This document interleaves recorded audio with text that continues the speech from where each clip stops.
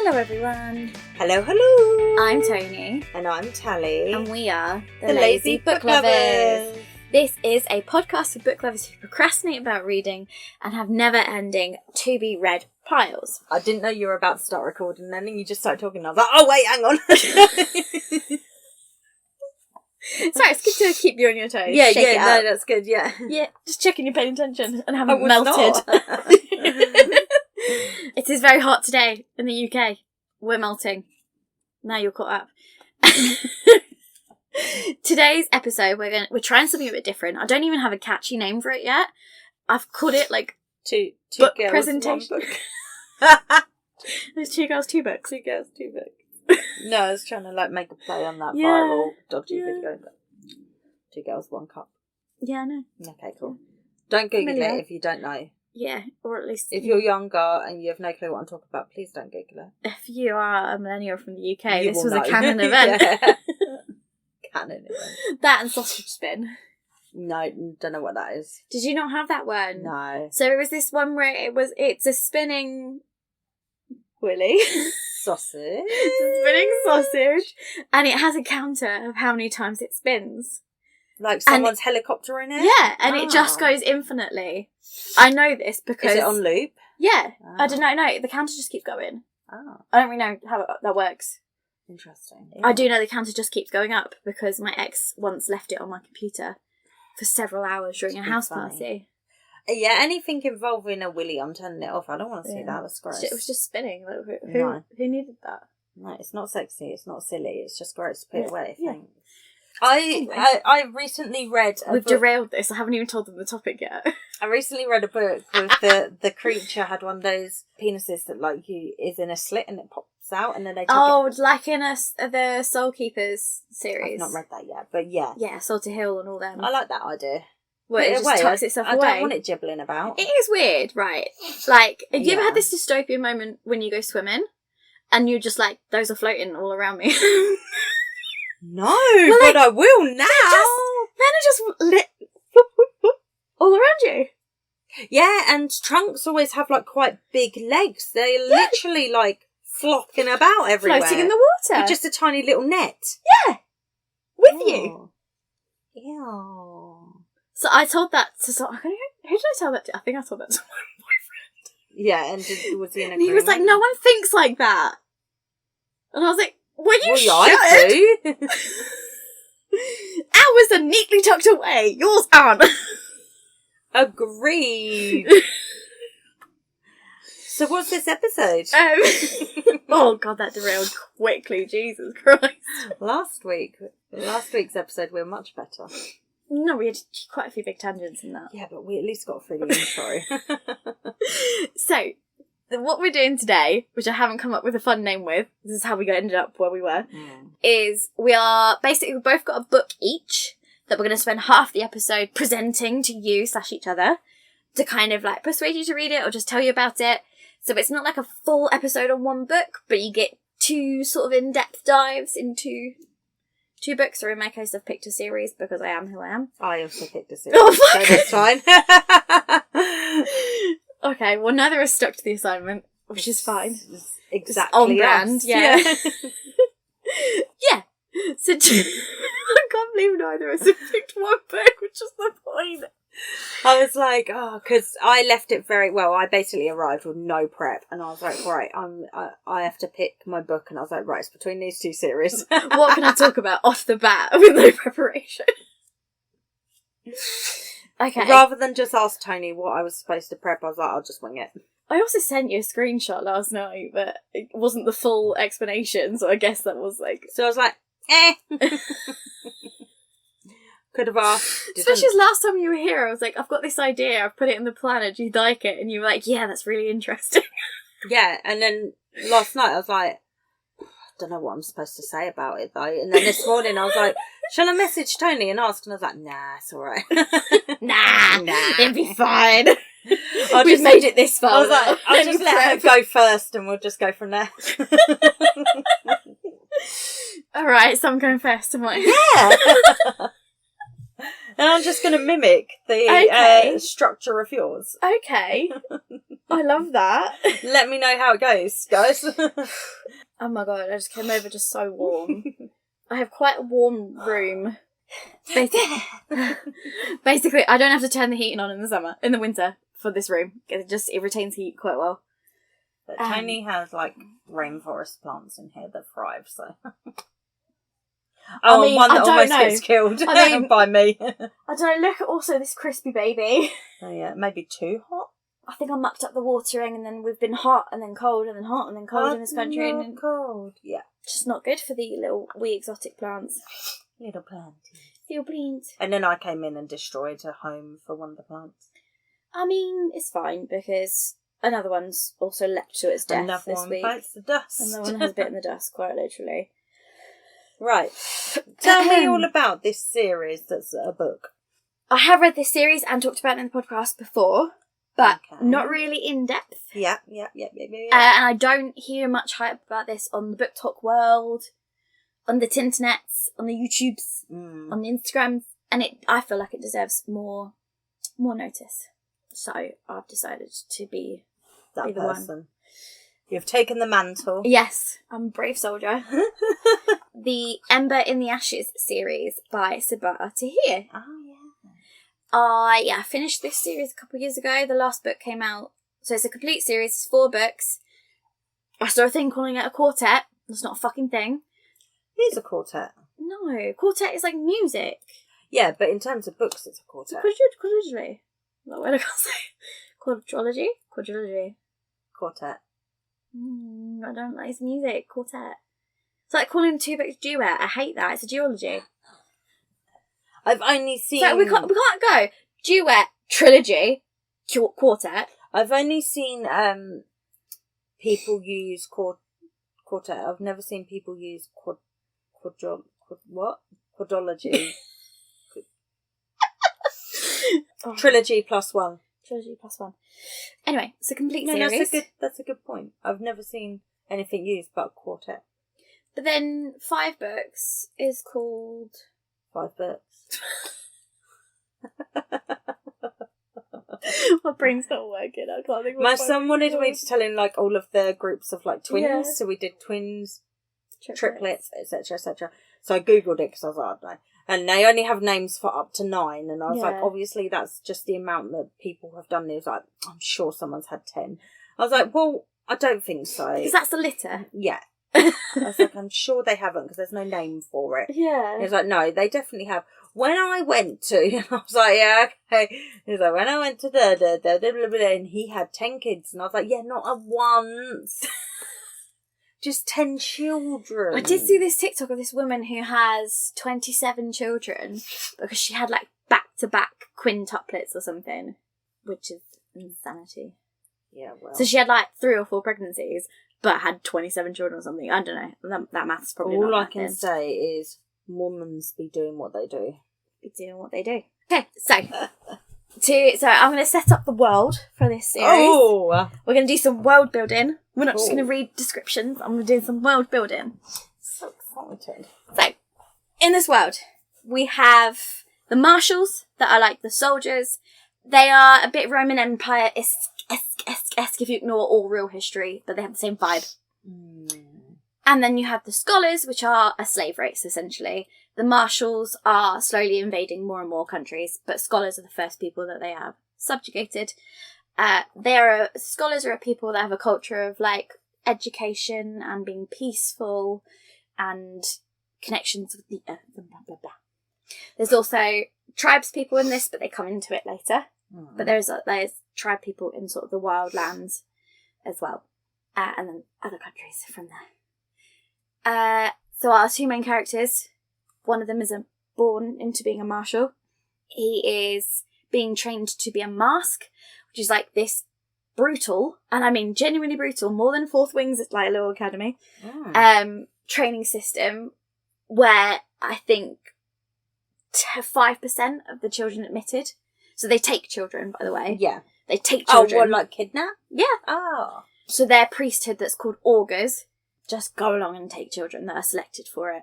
And they get told by magic and priests, which children to take. and they get trained to be what's called a mask, which is like the tippy top of their elite soldiers. So do parents like hide their children from them?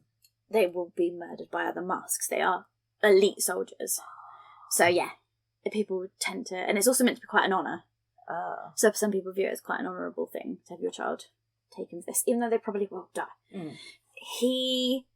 His mother happens to be the commandant for the military. Mm-hmm. However, when she had him as a child, she didn't want him. You get the impression it was not consensual. When he was a child, or she had him as a child? She had him as an adult. Okay. But you get the impression it wasn't super consensual. Okay. But anyway, what she does is she takes him out to the desert and gives him to the tribespeople in the desert. Oh.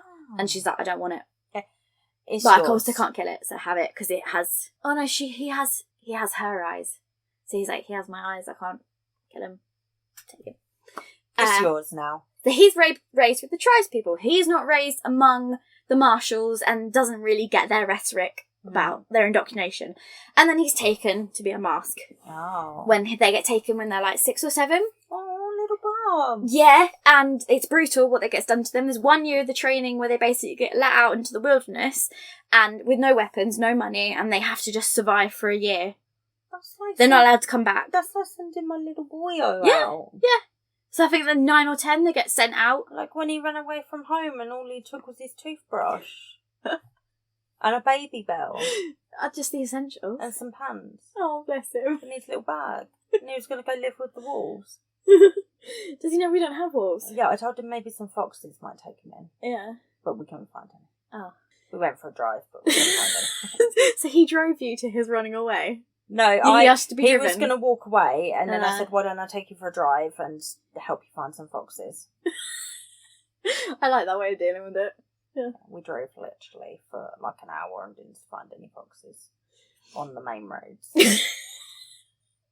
That's one way to de-escalate it. Yeah. And we also got a McDonald's on the way because I was like, you need to fill up on your energy before you go live with the fox. And then we were all calm when we got home.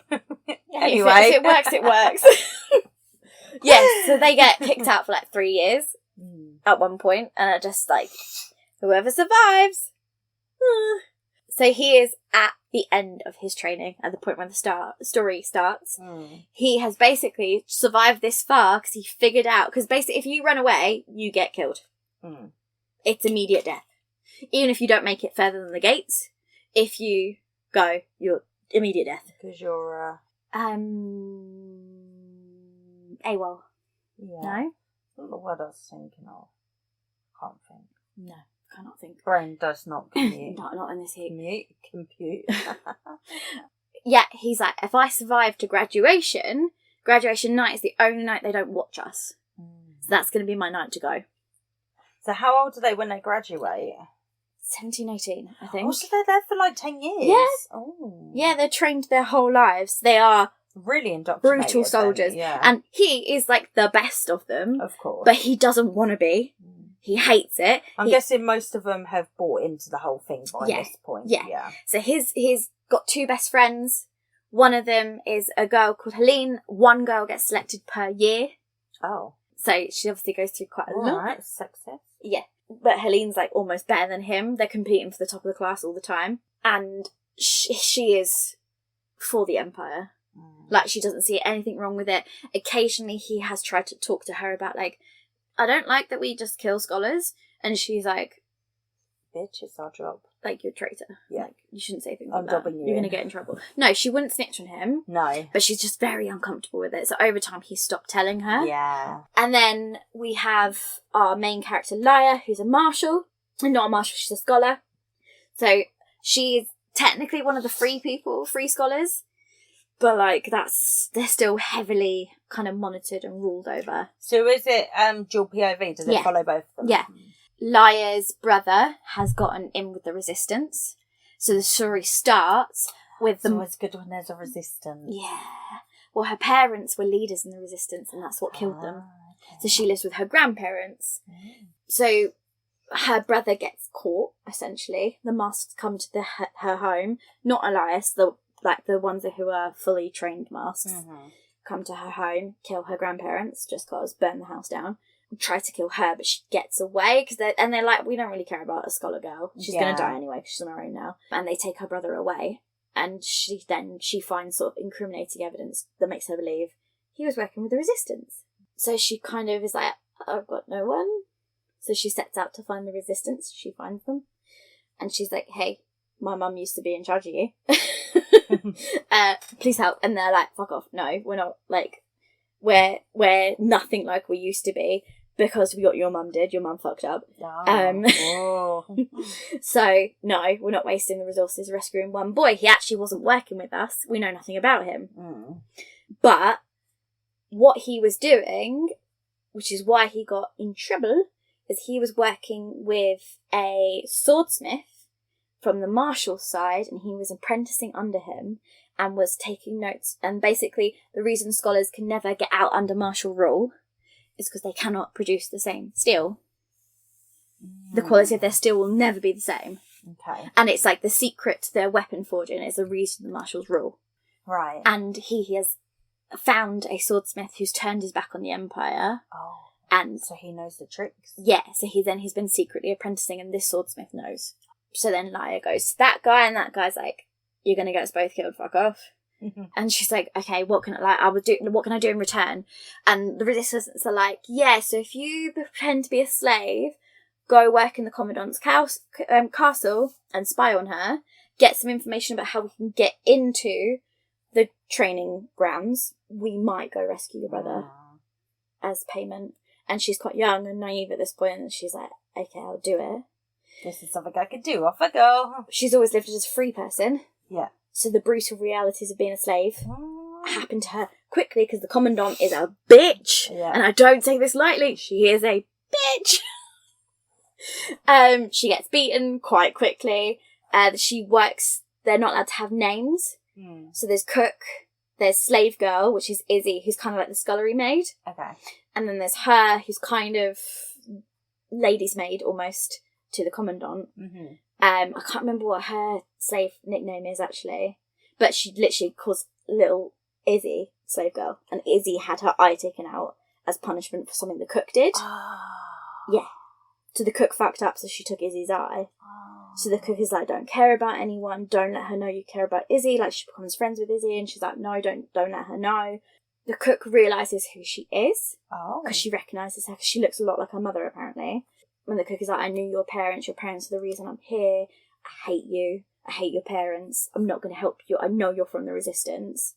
That cook clocks her straight away.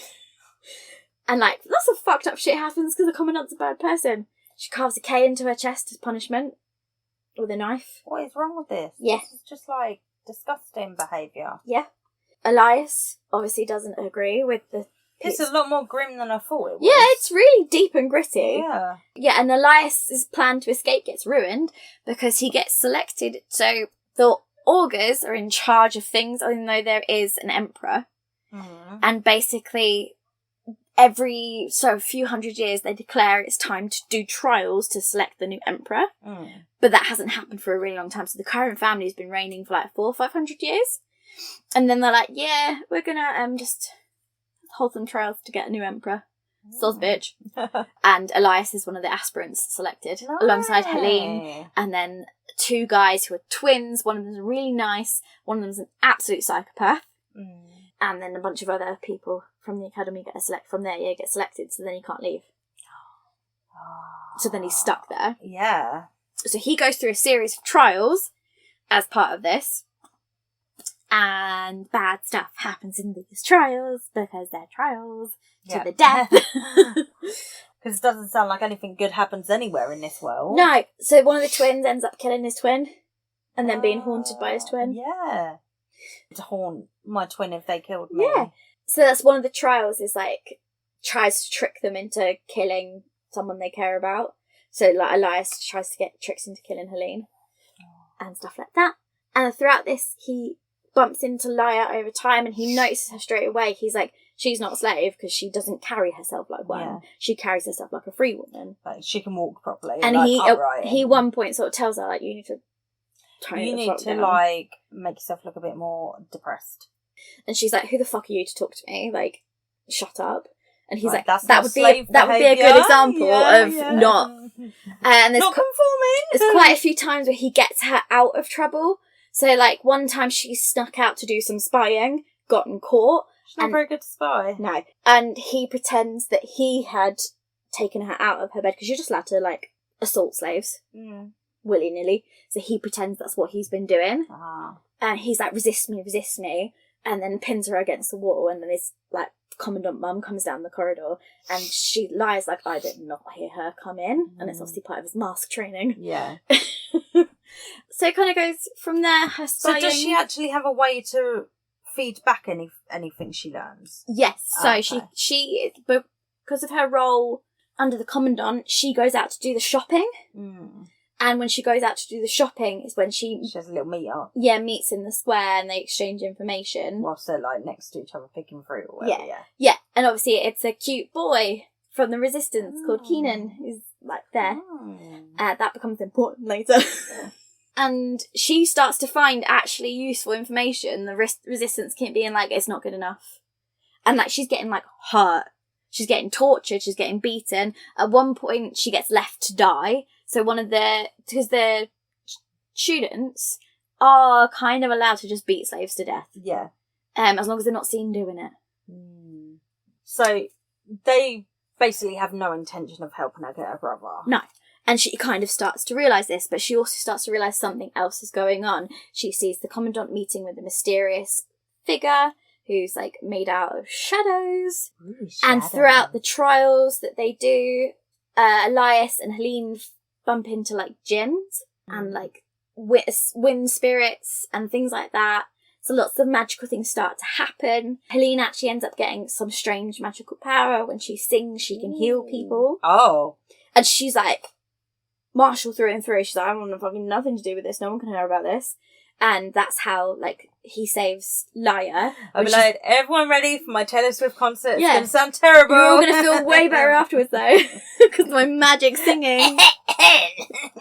Like, that's how Elias heals Laia, is through with Helene's magic and stuff like that. So they just get closer over time. And then, in the end, we find out the Commandant knew all along.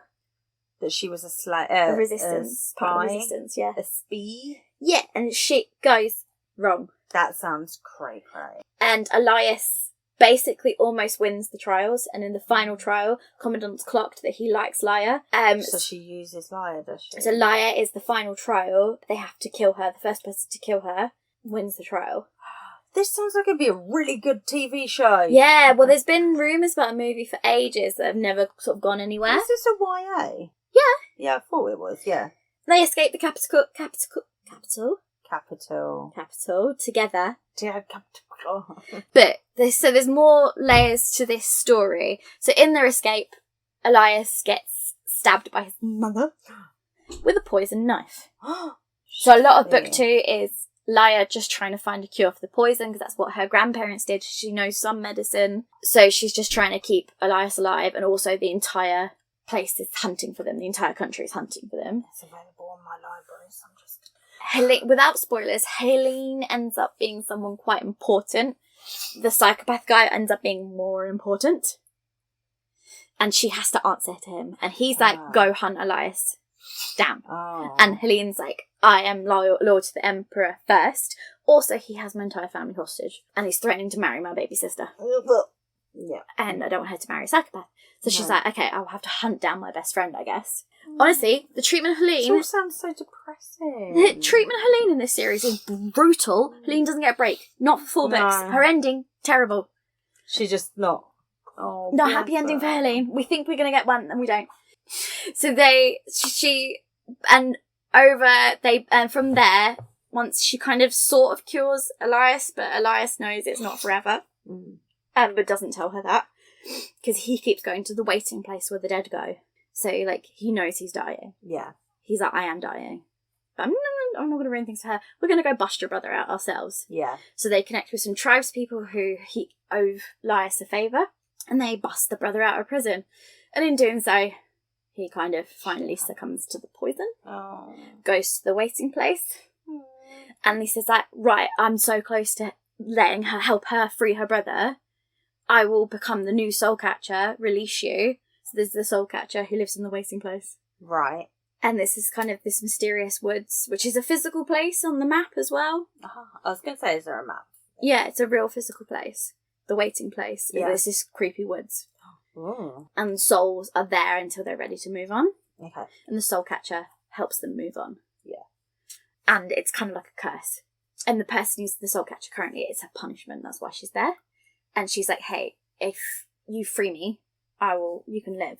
But you have to be the new soul catcher. And he's like, deal, let me just go finish this. And that's what book 3 is then him in the waiting place being trained to be the new soul catcher. Oh. But like, he can't catch a break either, really. Yeah, no, she's brutal to all these characters. If you watch her TikTok, she makes loads of jokes about it. She's like, ha ha ha ha ha. And Laia, like, the scholars are being hunted, the Commandant has seized power. All sorts of shit goes down. Helene's still trying to hunt Elias. Her baby sister does get married to the psychopath and is carrying the future heir of the kingdom. You good? Yeah, I'm just trying to think of what other book she's written. I feel like I recognise her name, but it must just be from this series. I think she has done other books. Because I'm looking at this and nothing else really jumps out or something. I know she's writing something. She does lots of TikToks talking about writer's block and joking that she's 2 years overdue on a book. Oh. So Helene's sister is pregnant with the future heir to the kingdom, but the Commandant's been like, actually, she wins a big battle and she's like, I'm going to claim Emperor Victorious, which means I won a big battle, I'm Emperor now. Right. And so the country's completely divided. Helen's whole family are being held hostage in this situation. Her baby sister's pregnant with the future heir. Like, shit is going down. All the while, something is wrong with the waiting place and souls are escaping because Elias isn't passing them over quickly enough because he won't surrender his humanity. And then a big war kicks off with one of the neighbouring kingdoms who are secretly being funded by the Commandant to invade the big city, but then they also get possessed by the dead because the Jinn are helping her. Oh. So the big dark shadow. Oh, this sounds really fun. And so there's the backstory to this is that the reason the scholars are subjugated is they essentially helped imprison the Jinn in the waiting place. And kind of killed them all. Oh. So the Jinn in turn have been working to have cursed the scholars in turn. Which is why the scholars have been subjugated for like thousands of years. Yeah. It's all in punishment for something their ancestors did.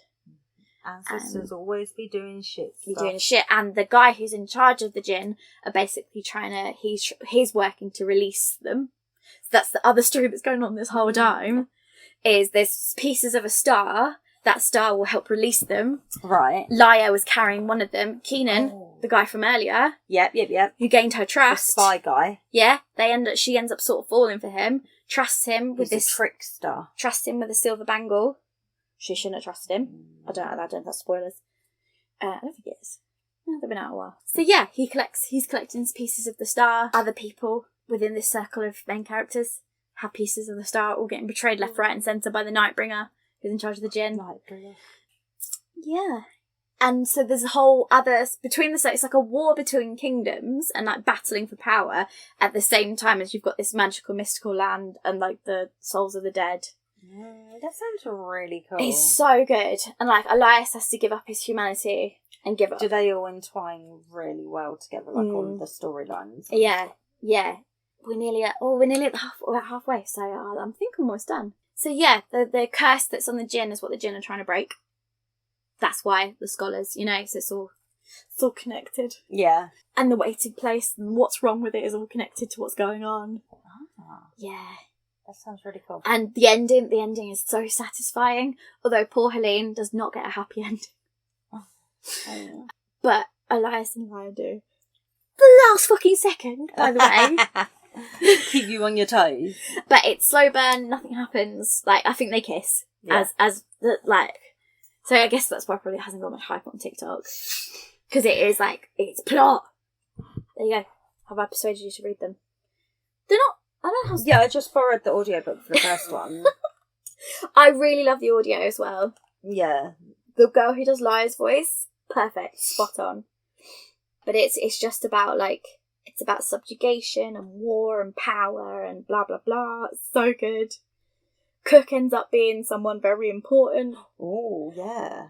and what happens to Cook is brutal. It sounds like everything's brutal. None of these characters catch a break. For some reason, my library only has book 1 and 4. Helpful. I've got all of my Audible. If you sneaky log in. Oh. I rebought them all to listen. I don't know if they're on Everand. That's what I'm just looking at. Oh. That's my hype for this whole series. That sounds really good, yeah. I borrowed it. I'll try and listen to it whilst it's still in my head that I should listen to it. Oh, yeah, they are. Yeah? It's got book 2, Torch Against the Night. What, the books or audio, sorry? View all audiobooks. Oh, Ember Quartet. Is that all 4 books? 4 titles in this series. Torch Against the Night, Sky Beyond the Storm. Cool. I think it's missing book 3, Reaper at the Gates. I'm sure I'll find them somewhere. Well, yeah, I didn't tell you guys what the names of all the books in the series are. Oh, yeah, do that quickly, and then we'll move on to your book. An Ember in the Ashes is book 1, but that's the name of the whole series as well, which is smart. I like when authors do that. Yeah. A Torch Against the Night, A Reaper at the Gates, and A Sky Beyond the Storm. I have the original covers. I don't like the new covers. No, I don't like these. What are the original ones? Ooh, can I do this without ruining anything? Oh, I could probably find it on Storygraph. Hold on. No, Storygraph doesn't have all the old covers. But I've got all the way to book 4 of the old covers. Oh, they're pretty. Mm-hmm. The new ones are like that Sarah J. Maas style, isn't it? Yeah. No, I don't know. Oh, cool. Yeah, I will give that a try, definitely. Ooh.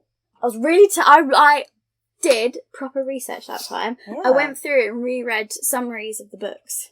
Ooh, not just like how it ended and stuff. Alright, now we're over to you.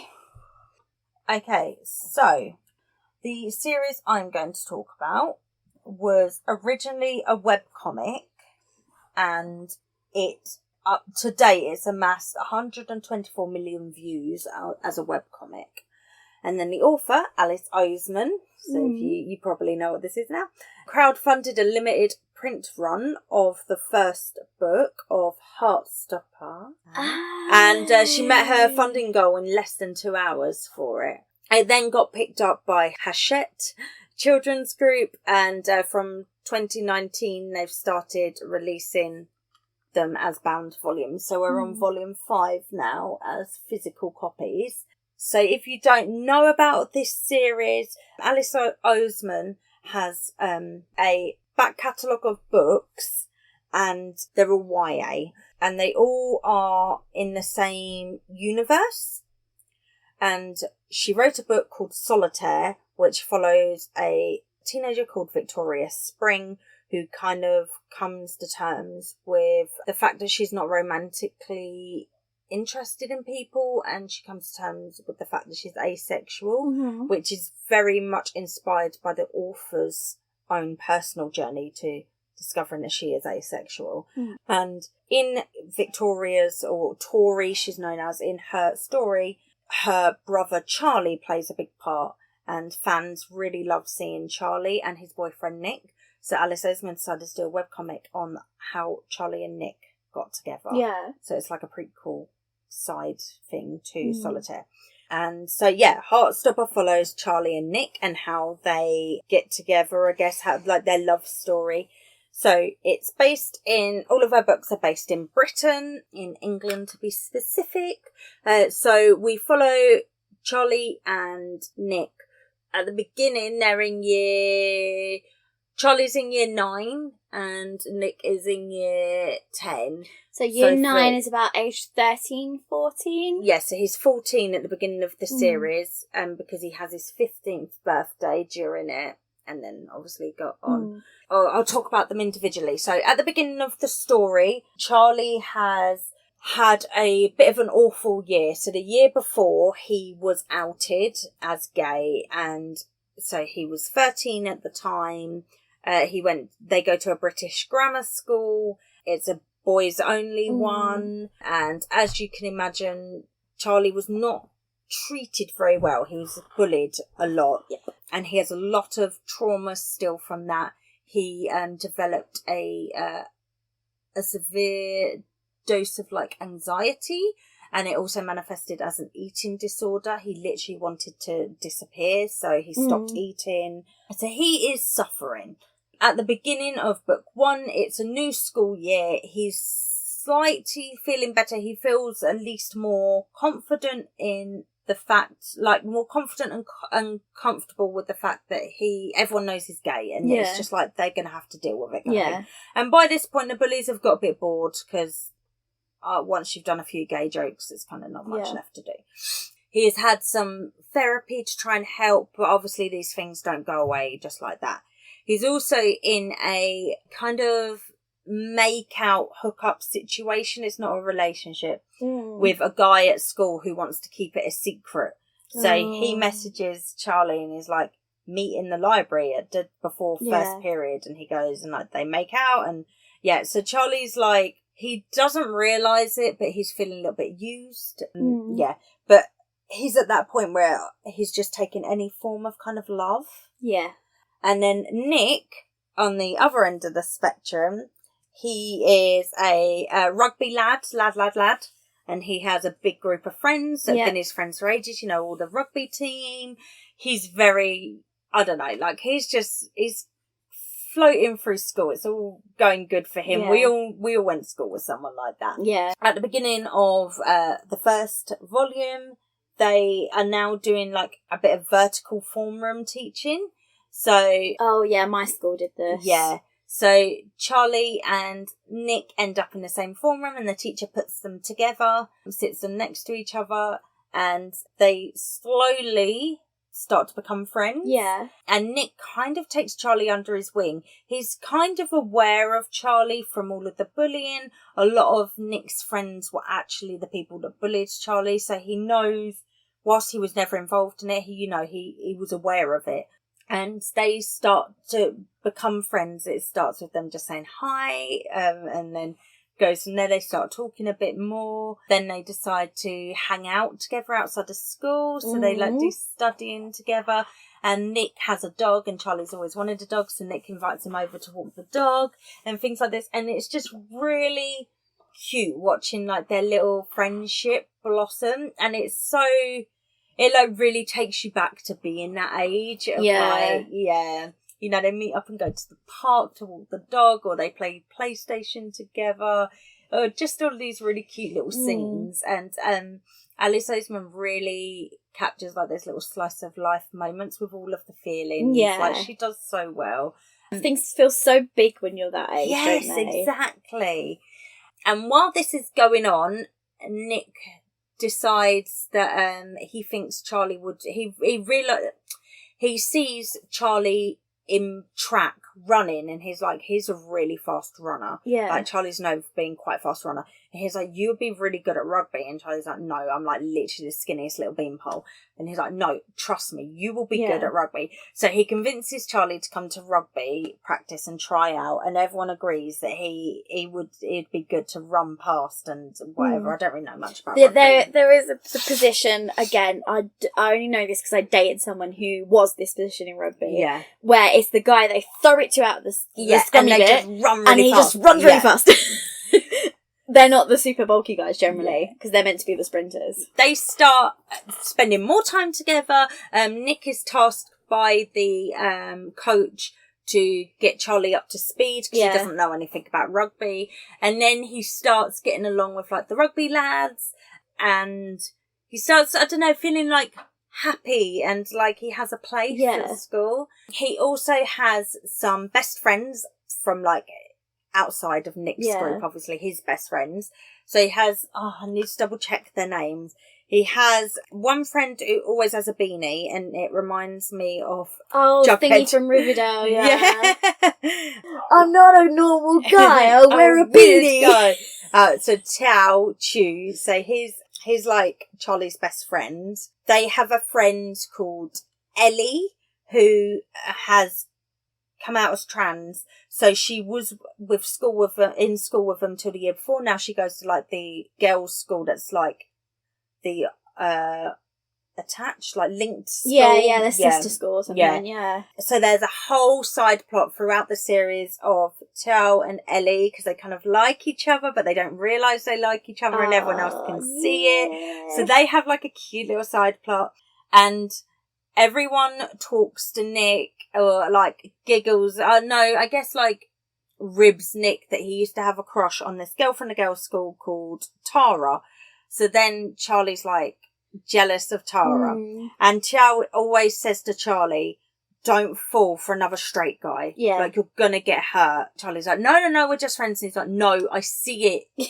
There's more. It's coming for you. Yeah. And I also have a friend called Elite who doesn't really have much until, like, volume 3. Okay. He, like, when he does have a bit of a thing going on, it's him coming to the realisation that he might be gay. So his, like, story comes later on. Yeah. And then Nick then invites Charlie to go to a birthday party of one of Nick's friends. And Charlie's like, are you sure? Because they're not really, like, my vibe. And Nick's like, no, you should definitely come. And it's this guy called Harry. And Harry used to be one of the biggest bullies of Charlie. Yeah. And Nick's like, I will protect you. He is a dick, but he's not like that anymore. And Charlie's like, okay, I trust you. So he goes to the party, and Nick gets there before him, and he's just waiting for Charlie to arrive. He's just looking around, looking for him. And Harry and his other friends are kind of ribbing him a bit, like, oh, you're friends with that queer, and, like, using a lot of gay slurs. Yeah. And Nick's getting more and more comfortable, and he's like, he's my mate, don't talk about him that way. And then Charlie finally arrives, and Nick's like, I was just waiting for you. Like, he literally pushes through the dance floor to get straight to him, and he's like, I'm so pleased you're here.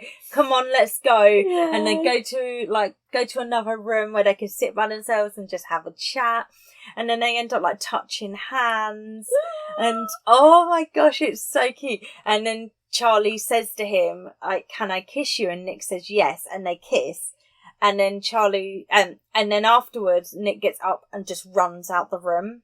Oh. And Charlie's like, oh, he was a straight guy. And so Charlie leaves, and then Nick is running out the room, and he bumps into his friends, and then Harry is, like, making a load of really horrible homophobic comments. So Nick punches him and leaves. And then in the car on the way home, his mum's like, did you have a fun time? And he's like, oh, not really. Like, and then he explains that he punched Harry, thank you. He punched Harry because he was being horrible to his new best friend, Charlie. Yeah. And his mum's like, okay, and you two are good friends? And you see her eyes like, ooh, ooh, while she's driving. And Nick's like, yeah. And she's like, okay, if you ever want to talk, just let me know. And yeah, so then... Is that the one that Olivia Colman plays? Yes. In Netflix? Yeah. Right, yeah. Okay, yeah. I've seen those so this scenes. does have a Netflix show. I've only seen a few episodes. I need to catch up, but the casting is perfect, spot on. And Alice Oseman had a big hand in it, so it's very well done. Yeah, so then it's a lot about Nick coming to terms with what his sexuality is. He always just assumed he was straight, but now he knows he has feelings for Charlie. Yeah. So then they do start dating. Not a spoiler, because I said at the beginning they're boyfriends. They do start dating, and they're keeping it on the down low because Nick's not ready to come out. And then so a lot of volume 2 is about Nick getting to that point that he's ready to come out, and he struggles to find a name for what he is. And Charlie's like, maybe bisexual. He looks up that, and he's like, yeah, maybe. And then, like, he eventually comes out to his mum, and then his brother finds out, and his brother's extremely homophobic about it. So there's a lot of this from the show on TikTok. There's a lot of this kind of stuff about him, like, coming out to his friends, and obviously he's going to lose a lot of friends over it. In the meantime, and it's also causing Charlie a bit of stress, which like exacerbates his eating disorder. Things like that. Charlie's preparing for his exams, his GCSEs, which is making him very stressed. Yeah. So it's all kind of like bubbling up between them. When they're together, they're really cute and supportive, but they're both going through all of these things by themselves. And they also, like, Nick basically steps away from his friends and they basically build their new friendship group. So they have, like, Charlie's friends, and then they have, so the girl that Nick was being ribbed over for having a crush on Tara. Turns out Tara's a lesbian and she has a girlfriend called Darcy, and those two together flipping love them. And they become part of their friendship group, and they just build this really cute little supportive friendship group. Yeah, and despite like Charlie's family knowing he's gay, because he's always known he's gay, he doesn't really have like a coming out moment. Despite them knowing he's gay, they're kind of a bit funny about it, or rather his mum is. So when like they tell his parents that like him and Nick are together, she starts getting a bit weird about it. And you know, they're only like 15, 16 as the series goes on. So obviously eventually they're going to become the sturdy kind of happy couple that we see in Solitaire. I strongly recommend it. It makes you feel so many things. Charlie's the skinny guy, isn't it? Yeah. Yeah. Doesn't he struggle with self-harm as well? I've seen some of those. Yeah. So it's all very... Yeah. He's going for it, bless him. And he keeps a lot of it in, and he doesn't want to disappoint people. Oh yeah, and right at the beginning, sorry, I forgot. That guy that he's like seeing on the down low, Ben, there is a point where he gets a bit physical with Charlie, and Nick steps in and breaks it up. Yeah. I think it captures British schooling so well. Yeah. Yeah, so well. Like, you know, they go on, they're having, when it's Charlie's birthday, they go bowling, and just like, it's just, yeah. I mean, I would hope that these days it's different, but I guess it depends on where you go to school. Kids are not born to hate, so it very much depends on how kind of disgusting their family are. Yeah. Because they do repeat what they hear. Yeah. And, yeah. But yeah, strongly recommend. It's really good. I think you can still read it online, like on Tumblr was where she originally had it. I think you can read it on Webtoon as well, or, you know, buy the I mean, this one's been on my list forever, but I know I'll have big feelings. Yeah. So I gave you the it first one, yeah, didn't I? A copy of the first one. Alice Oseman's illustrations are beautiful. Does she draw them as well? Yeah. She does the whole lot. That's cool. Yeah, she's an illustrator. And yeah, I really want to go through her back catalogue of other books. I've got them, or like her novels. I've got them all because they look so beautiful together. And Radio Silence is supposed to be really like, it'll really remind you of being a teenager and all that shitty times, but in like a kind of nostalgic way. But yeah, Solitaire she published when she was 19. Oh, I know, right? Rude. Yeah. Talent so young. How fucking dare you? So I strongly recommend Heartstopper. If you're not a person that tends to read graphic novels or you haven't really tried before, this might be a really good one to try. Gateway. It's just really cute and like slice of life and contemporary, but it does have like some harder topics, but I think it's well worth it. Yeah. That's it. That's all I got. Yeah. That's pretty good. We got like a whole fantasy and then a whole completely different vibe for the second half. I was going to do a fantasy series, but I decided to do Heartstopper instead, so I'm glad I did, because otherwise it would have been, I think, too much world building. Yeah, that's why I was like, I wanted us to go into it blind and just present a book to the other. Yeah, we literally didn't know what each other were going to do until we started talking, so... Love that. Yeah, love that for us. On brand, of course. Did you enjoy this? It was just something a bit different, because we've done, like, whole entire episodes focusing on one series, but I was like, this is a bit more focused than we usually do, but not quite an entire hour. What do you think? Did you like it? Can you tell me somewhere? I think Spotify are releasing the ability to be able to do comments. Yeah, that's coming. I don't know when it's coming, but if it's happened by the time this comes out, leave us a comment. Yeah, we'd love that. Tell me what you thought. Yeah. And then you can also join us on any of our socials. We have a Facebook group. We have a Discord. All the links will be like in our card or in our description, whatever. Come and chat to us there. Let us know anything that's on your mind. We really want to build a community where we can hear back from you, and it's not just us rabbiting at you with no feedback. We have a buddy read going on. It's not too late to join in. It runs through July and August, and this is called My Boss is the Devil. Yeah. And it is by Ben Schenkman, and this is a fantasy that's available on Kindle Unlimited if you have Kindle Unlimited. September, we'll have an episode where we go into our thoughts about it. Yep. But you can share your thoughts on the story graph, buddy read, which will be included in the description link, or on our Discord. Yeah. And don't forget to like, download, subscribe, follow. Yeah. Blah, All blah, of the blah. good things, please. And we will see you next week for whatever that episode is. I think it's a reading update, but don't quote us on it. I think it's... If you check our Instagram... I think it's the toxic love interest or something. I think that's the second one that we're doing next recording. Anyway, Yeah. we actually do monthly post the list of what's coming out that month. So if you ever are interested, because I'm aware our style is... will be for everyone. Yeah, our style is dip in, dip out. So you can see what's upcoming on our Instagram as well, and Facebook.